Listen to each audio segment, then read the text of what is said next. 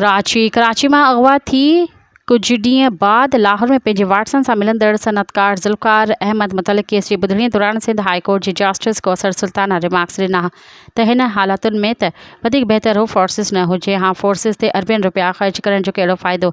Sindh high court में सनअतकार ज़ुल्फ़िकार अहमद जी बाज़ियाबी मुतलिक़ दरख़्वास्त ते ॿुधणी दौरान असिस्टेंट प्रोसिक्यूटर जनरल सिंध ॿुधायो त मिसिंग पर्सन्स जो केस आहे ऐं हू वापसि अची वियो आहे, जंहिं ते जस्टिस कौसर सुल्ताना पछाणो कयो त ही भुंगल अगवा जो केस हो। दरख़्वास्त गुज़ार जो वकील चयो त कराची में खंयो वियो ऐं लाहौर में मिलियो आहे, जंहिं ते जस्टिस कौसर सुल्ताना चयो त अहिड़ी तरह कारोबारी माण्हू हितां खां वञी रहिया आहिनि। शायदि असां गैर मुल्की मशरूबात पीअण छॾे ॾिना आहिनि।